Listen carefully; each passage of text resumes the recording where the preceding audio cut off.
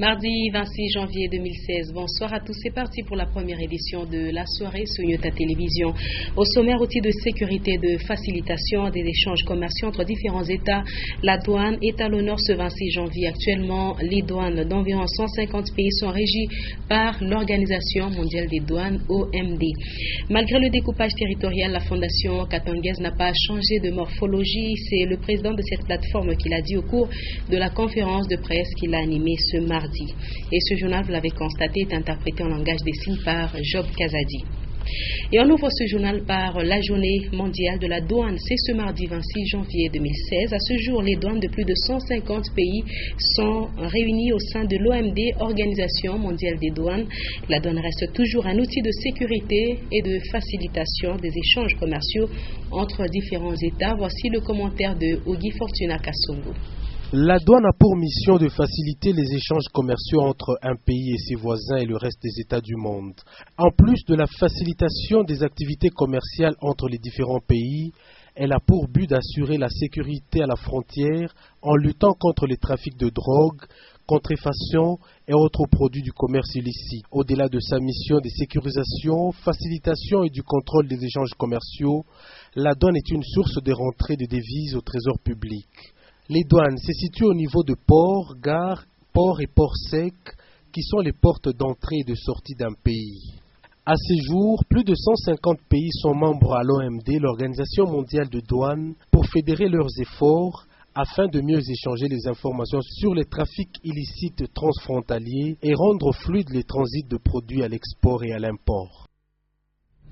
Dans le souci de se conformer aux règles internationales par rapport à la protection de l'environnement, le gouvernement de la République démocratique du Congo a annoncé l'interdiction dans les prochains jours de l'usage et la protection des emballages en plastique. Et c'est Germain Kambinga, ministre national de l'Industrie, qui a annoncé cette mesure qui sera mise en application très prochainement. À ce sujet, voici une analyse faite par Edouard Kankou. Dans les tout prochains jours, le gouvernement de la République démocratique du Congo va interdire la production et l'usage des emballages en plastique sur l'ensemble du territoire national. L'actuel ministre de l'Industrie a fait part de cette prochaine mesure aux responsables d'entreprises qui produisent les emballages avec les matières plastiques. Le souci du gouvernement est de se conformer aux normes internationales en rapport avec la protection de l'environnement. Vu les dégâts que causent les emballages plastiques sur la ville, l'on peut dire que cette mesure est salutaire, étant donné qu'elle va préserver la beauté de la ville en termes de propreté et salubrité. Mais le grand problème serait la mutation de ces entreprises en celles d'emballage en papier. Cela implique notamment le changement d'outils de production. Les experts en la matière soutiennent que quand une entreprise doit changer son objet social, c'est un travail de longue haleine et ce n'est pas du jour au lendemain. La loi est dure, mais c'est la loi. Les Congolais sont donc avertis. Seuls les emballages en papier seront admis en RDC, mais ce n'est pas encore le moment.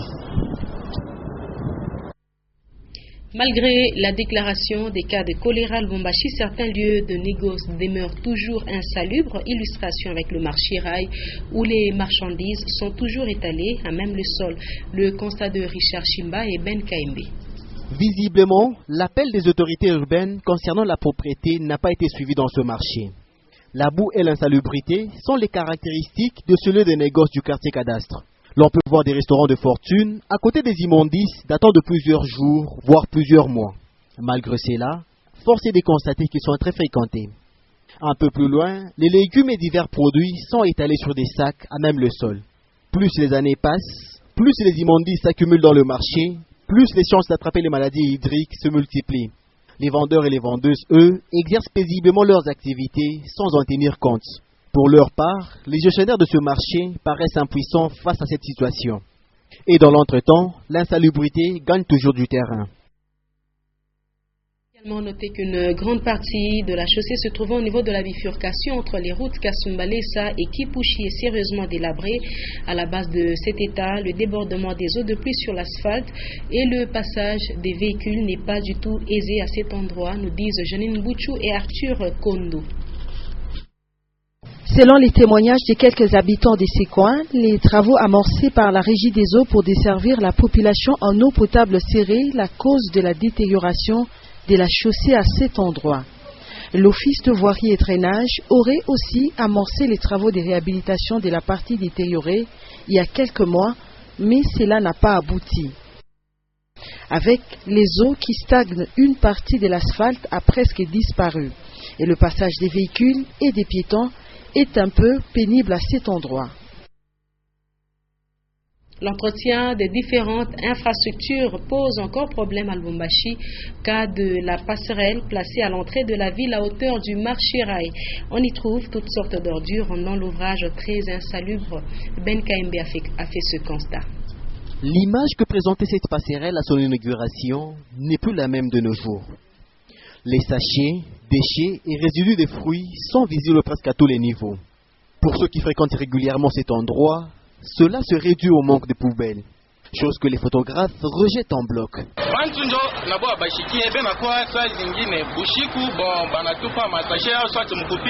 Certaines personnes viennent tard dans la soirée pour jeter les sachets ici. Et d'autres, eux, c'est en passant qu'ils le font. C'est vraiment une mauvaise foi, ça nous décourage.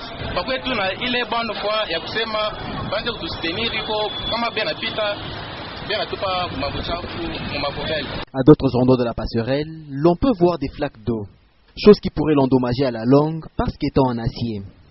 Il faut préciser que depuis son érection à cet endroit, cette passerelle n'a jamais été entretenue par les services compétents de la mairie.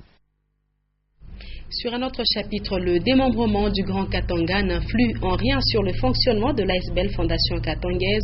Raphaël Mtuta, qui assure actuellement la présidence de cette plateforme, a tenu à préciser au cours d'un point de presse qu'il a donné ce mardi. En voici un extrait choisi par Augustin Célestin Muganza. La Fondation Katangaise, c'est une plateforme qui regroupe toutes les associations socioculturelles d'origine katangaise. Je répète bien, d'origine katangaise. Non seulement regrouper les associations katangaises d'origine katangaise, c'est une plateforme aussi d'orientation, des aspirations du peuple katangais, mais aussi une plateforme de réconciliation, pour vous dire quand il y a des conflits, elle est disposée à bien régler ces conflits. Et le démembrement qu'a connu le Katanga, c'est une nouvelle organisation administrative et non culturelle. La culture n'a pas de frontières. C'est-à-dire, la nouvelle réorganisation administrative ne concerne pas les associations socioculturelles, ne concerne pas la culturelle. Elle est une nouvelle organisation administrative, même, je dirais, même politique, mais elle n'est pas culturelle.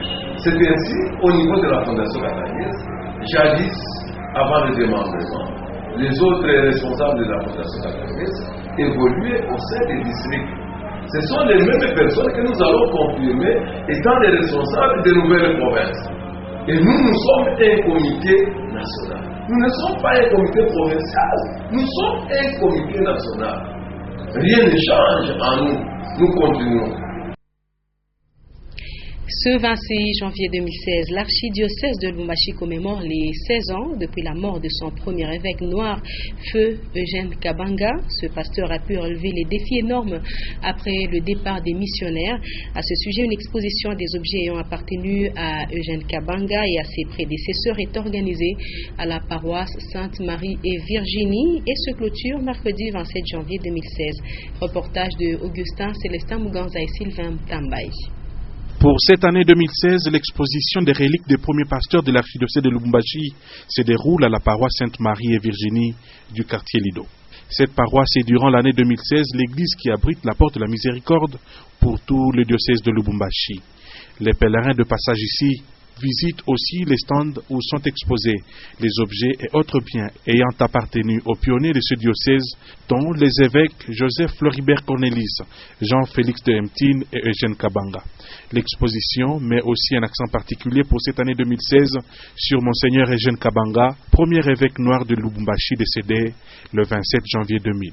Monseigneur Eugène Kabanga avait une foi profonde qui l'a poussé à écrire, qui l'a poussé à construire, qui l'a poussé à donner un cachet spécial à cette église qui jadis était une église belge. Et lui a fait de cette église l'église congolaise, l'église katangaise. Il a ordonné beaucoup de prêtres. Dans son message, c'était quelqu'un qui donnait un message libérateur. Plusieurs objets ayant appartenu à Joseph Floribert Cornelis, à Dehemtine et à Eugène Kabanga sont exposés, hormis quelques habits et ornements liturgiques. Le public découvre aussi par des objets exposés le mode de vie des premiers évêques et l'histoire du diocèse de Lubumbashi. Et ce journal va se clôturer hors de la RDC. En France, environ 20 personnes ont été interpellées après les manifestations enregistrées à Paris. Dans leurs revendications, les Français ont réclamé les primes et les meilleures conditions. Et puis, en Syrie, un attentat s'est produit à Homs. Jean-Claude Mbal est en train de commenter les images de France 24. La page internationale part de la France où on a enregistré beaucoup de manifestations dues aux contestations sociales.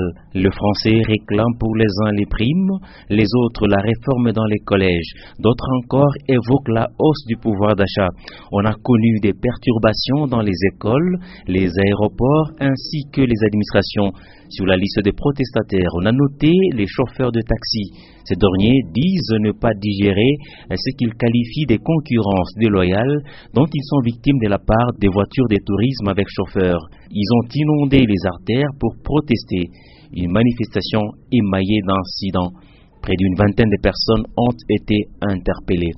Et en Syrie, on a encore enregistré des affrontements et la cible principale, c'est le poste de contrôle de l'armée à Homs, dans le quartier Zaroua. Là sont regroupés beaucoup d'Alaouites considérés comme proches de Bachar al-Assad. On a donc enregistré 2 attentats successifs. Le premier, c'est un kamikaze qui s'est fait exploser à l'intérieur d'une voiture et pendant que la population voulait voler au secours des victimes, un autre a fait exploser sa ceinture, causant beaucoup de dégâts en plus de pertes en vies humaines, attentat revendiqué par le groupe État islamique.